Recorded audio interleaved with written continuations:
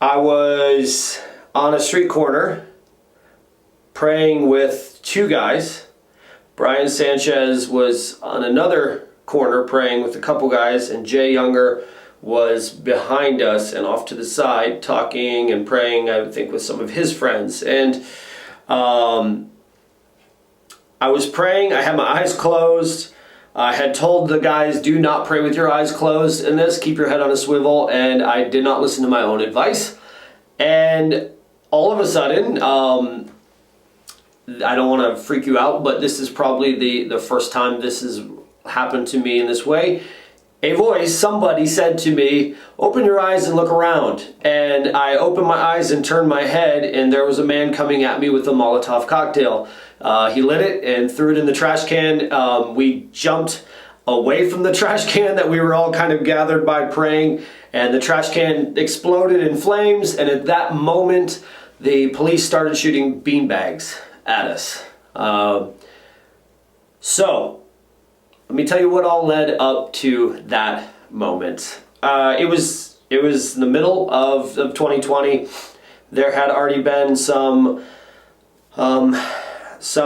big issues going on in the world. There was the pandemic. There was the shutdown. There was the economic time, and then there was, of course, the horrifying event where we watched a police officer put his knee on the neck of a man until that man could not breathe anymore and died. We watched a human kill another human. It was a lot to take in. It was a lot.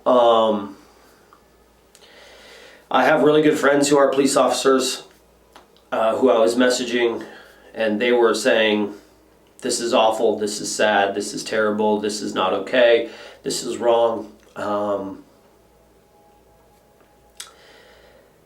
And for a while, I wasn't really sure what to do.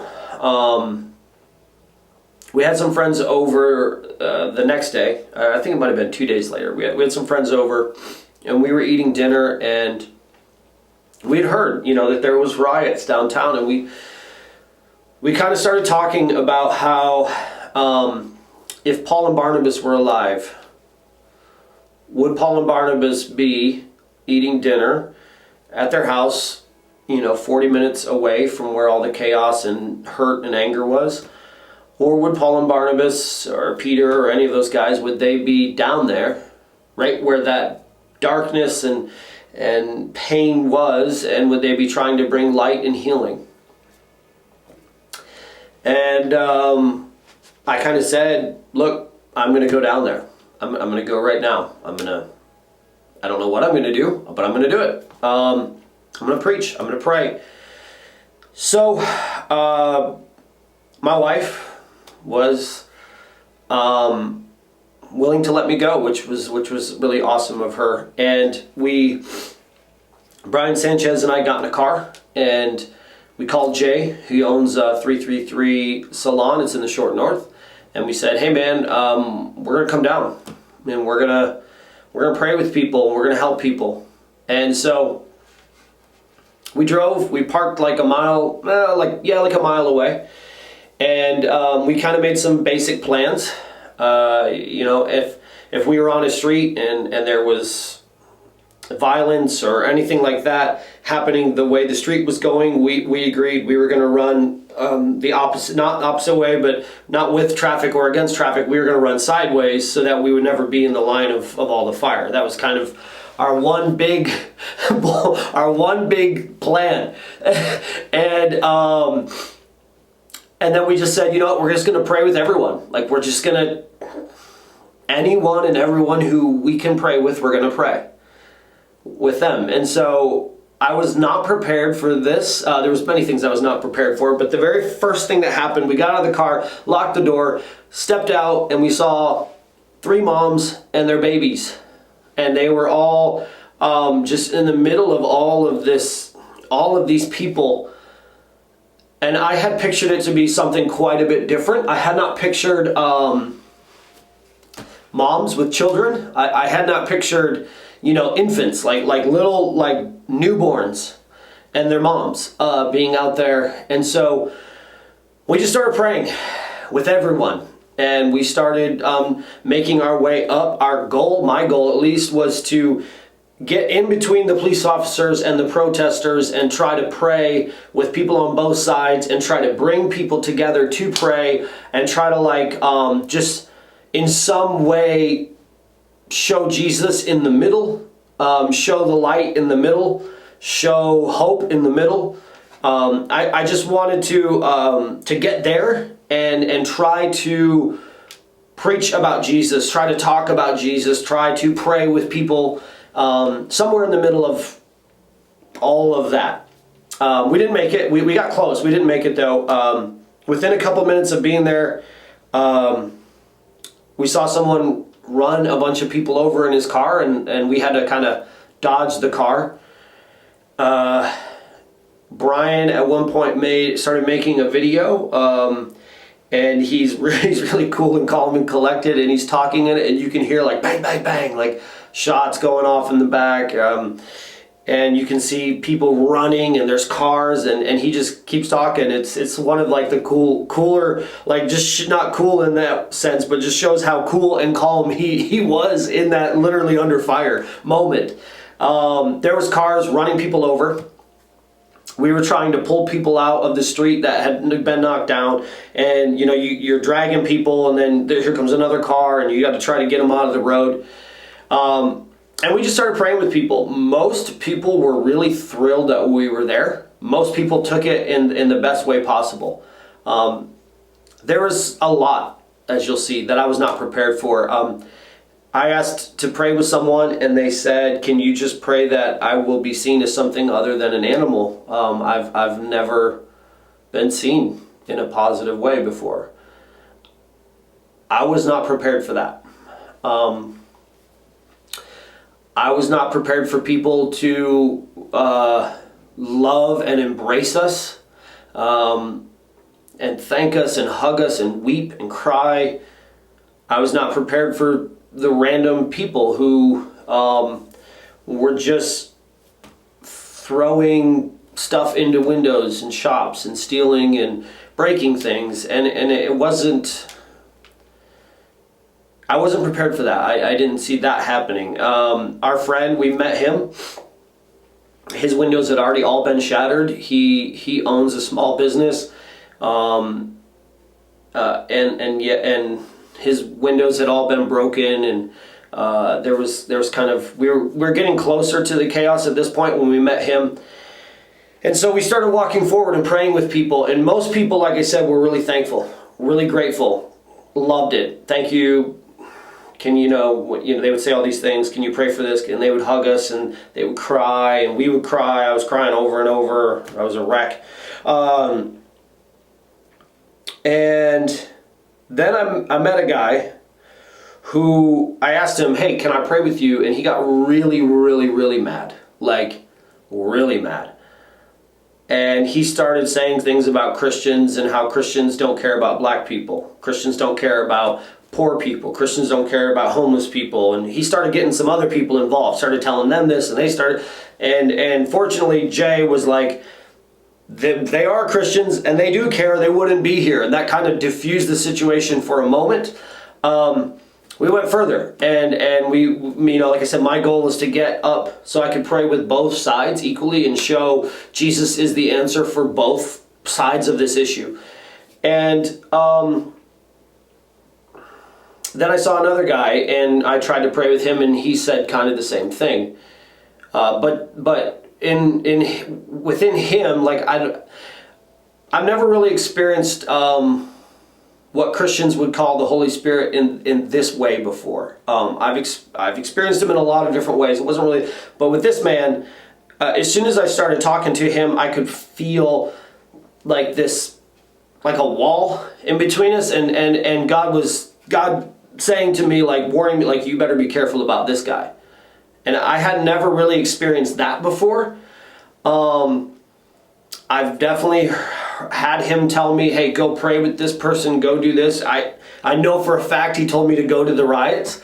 But I hadn't really experienced this, and I didn't know, kind of what to do with it. And so he said some things. I'm not going to repeat them. They weren't kind. And then he turned and walked off, and I didn't realize kind of that what he was going to do. So I just turned and started praying with some other people. So I was on the corner, and there was 3 of them, and I started praying with them, and one of them got real scared and walked off. And so when he did that, I started praying with the other 2, and Brian was praying with us and with some other guys, and Jay was with some other guys, praying with some other guys, and all of a sudden I heard a very audible voice say to me, "Open your eyes, turn around." And so I opened my eyes and turned around, and that man who was very mad was running at me, and he had a big it's called a Molotov cocktail. So it was a big bottle full of vodka, I think, and there was a rag sticking out of it, and he was trying to light it, and he started when I saw him and he saw me, he started saying some things I'm not going to repeat about me and how he wanted to remove me from the earth, basically. And he lit it, and I jumped back and grabbed these guys, and we kind of jumped out of the way, and he threw it at me, but it hit a trash can and lit the trash can on fire. And all of a sudden we heard bang, bang, bang, bang, bang. And it was these bean bags that the police started shooting, and we weren't sure if they were shooting at us or at this man, so we had already agreed we're not going to run with the direction that everyone else is going. We're going to go down an alley. We took off running down an alley. I yelled for Brian, grabbed Jay, and we took off running. We got to about halfway down the alley, and this hadn't happened to me ever before really either, except for maybe in church services. I got so overwhelmed. There was people spray painting things, blank the police, and there was people just breaking things that had nothing to do with the police, and then there was people just randomly attacking other people in that alley that we were in, and it kind of overwhelmed me, and I really didn't expect it. I didn't think that stuff would be happening, I guess. And I kind of in my head had this thought that if we just go pray with people, somehow the whole city would be like, "Oh, okay, yes," and everyone would just go home. And so I just got overwhelmed and fell down on my knees, started praying. There's a picture of it, and Brian was he was praying beside me. He kind of knew I was going through something, and Jay was with us. And then as we were praying, I started hearing like this knocking and these whistling sounds. And what I wasn't aware of was the fact that this was the police who had made it to the alley we were in, and they were shooting these big wooden discs at us. Because there was people or not at us, but there was people around us breaking things, throwing bricks, trying to light things on fire. And so we prayed for a while, and I was praying and praying and praying, and then all of a sudden Jay and Brian just grabbed me, and they were like lifting me up because there was bean bags and bricks and these discs all around us at this point. And so they picked me up, we took off running, and we went down another alley so that we weren't directly in between the people throwing the bricks and the police shooting the discs. And so we ran down the other alley. In that alley, there was a lot more, there was kind of what we saw was people trying to tell other people, "Hey, go light this on fire, go do this, go." And so we prayed with them and tried to encourage them to not encourage others to go do this. We tried to pray with as many people as we could all down that alley, and we got to the end and turned and kind of came out onto a street. At this time it was getting pretty dark, and I had promised my wife that we would be home before dark. And so we went out into the street, and there was cars just racing up and down the road. There was some guy revving a motorcycle, and there was things on fire. There was cars on fire at this point. We started just praying with more people. At one point, we were praying on the sidewalk with some people, and a car drove up onto the sidewalk and then tried to run us over. And again, it was one of those things where just God was like, dude, you need to pay attention. And we saw this car coming, so we just grabbed the guy and jumped into the road so that he wouldn't hit us. There was barricades being put up by people. I have no idea who they were, but there's barricades being put up everywhere, and then they started lighting things on fire so that you couldn't get to put the fire out unless you got through all the barricades. So at this point, there was tear gas being launched. We were praying with as many people as we could. We actually witnessed to quite a few people and tried to encourage people to accept Jesus. And man, it was insane. I'm trying to like take it all in. I waited a long time to do this because it's still just a really big moment for me, a heavy moment. And so we prayed with a lot of other people. It was never our intention to become people that like news people were looking at, or that was the last thing on our mind.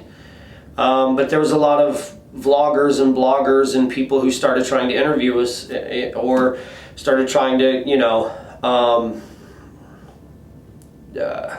record us while we were praying. There was a lot of people who said that we shouldn't have been praying it publicly. It was a sin. You ought to go to your closet and pray in your closet. And we definitely remember that Jesus prayed publicly all the time, and the disciples prayed publicly all the time. And so that was kind of our answer for that. But it started getting worse. People started to really, really get hurt all around us, and we started just kind of helping people physically as much as we could, as well as praying with people. And finally, we realized where we were, there wasn't much else good we could do.